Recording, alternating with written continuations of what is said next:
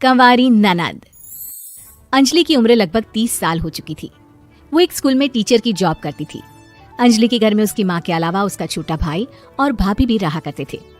30 साल की उम्र होने के बाद भी अंजलि की अब तक शादी नहीं हुई थी। इस बात को लेकर अंजलि की माँ रुक्मिणी देवी काफी परेशान रहा करती थी। माँ, मैं स्कूल जा रही हूँ, जरा मेरा टिफिन तो दे दीजिए। अब क्या पूरी जिंदगी मैं तुझे टिफिन बनाकर देती रहूंगी? अरे कुछ सोचा भी अपने बारे में या बस ऐसे ही?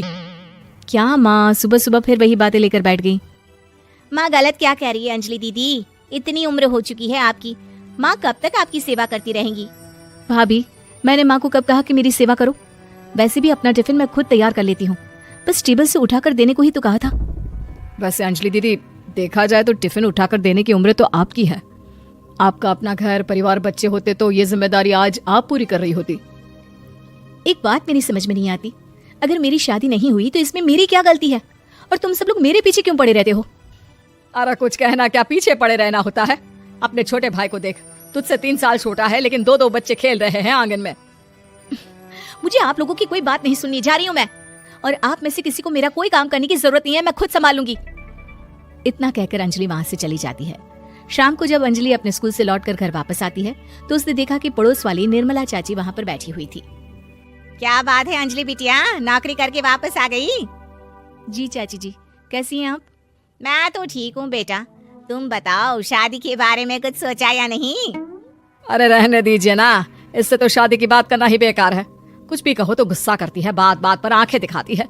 माँ, आप ऐसा क्यों कह रही हैं? मैंने कब आप पर गुस्सा किया? अरे अंजलि बेटा, तुम्हारी माँ ठीक ही तो कहती है। 30 की होने आई हो, अब तुम्हें भी शादी वादी कर लेनी चाहिए। चाची जी, आप तो ऐसे कह रही हैं जैसे शादी करने से मैंने मना किया हो। रहने दीजिए निर्मला चाची, हमारी अंजलि दीदी को अभी तक उनकी पसंद का दूल्हा नहीं मिला ना, इसीलिए वो शादी नहीं कर रही। भाभी, ऐसी कोई बात नहीं है। अरे तो फिर क्या बात है? तुम्हारी माँ ने तुम्हारे लिए इतने रिश्ते ढूंढे लेकिन तुम्हें कोई पसंद ही नहीं आता। क्या है ना चाची जी, हमारी ननद रानी नौकरी जो करती है ऐसे ही थोड़ी ना किसी को पसंद कर लेंगी। अरे भाई, नौकरी का घमंड है तो बात अलग है, कोई और बात हो तो बताओ, कोई रास्ता निकाला जाए। नहीं नहीं चाची जी, कोई बात नहीं है, बस मुझे अभी तक अपनी पसंद का कोई मिला नहीं है। सुन लिया आपने, इस लड़की के तो पर निकल आए हैं और इतनी उम्र में अपनी पसंद का कोई मिलेगा भी नहीं इसे। माँ, आप मेरी शादी को लेकर हमेशा मुझे ताने क्यों मारती रहती हैं? अपनी माँ की बातें तो ताने लगती है। ताने हैं? बताओ, मैंने कुछ गलत कहा क्या? देखो ये सब छोड़ो, मेरी दूर की बुआ का बेटा है, उसकी अभी शादी नहीं हुई है, उम्र होगी कोई 34-35 साल। आप कहें तो बात आगे बढ़ाऊं? अरे हाँ हाँ, क्यों नहीं, ये भी कोई पूछने की बात है। अरे जल्दी से लड़के को यहाँ बुला लो। माँ, आप मुझसे पूछे बिना मेरी शादी की बात करने जा रही हैं और मेरी उम्र 30 भी पूरी नहीं हुई है। निर्मला चाची कह रही है कि वो लड़का 35 साल का है। अंजलि दीदी, आपको क्या लगता है इस उम्र में कोई फिल्म का हीरो आएगा आपके लिए? देखिए, अब पसंद और नापसंद की बात तो रहने दीजिए, पसंद करने की उम्र तो आपकी निकल चुकी। अब तो जो भी मिले उसी से शादी कर लीजिए, इसी में भलाई है। तेरी भाभी बिल्कुल ठीक कह रही है, अब जैसा रिश्ता मिले उसके लिए हाँ कर देना ताकि हम भी गंगा नहाए। ठीक है, चलिए मैं उस लड़के को कहती हूँ, वो कल ही अंजलि को देखने आ जाएगा। अगले दिन निर्मला चाची के दूर का रिश्तेदार अंजलि को देखने उसके घर आता है। उसका नाम था अजय। अंजलि जी, तो आप नौकरी करती हैं, वो भी स्कूल में? जी हाँ, मैं स्कूल में टीचर हूँ। हमारी बेटी बहुत होशियार है। अरे पढ़ने लिखने में इतनी होशियार है, इसीलिए तो इसकी नौकरी लगी है स्कूल में।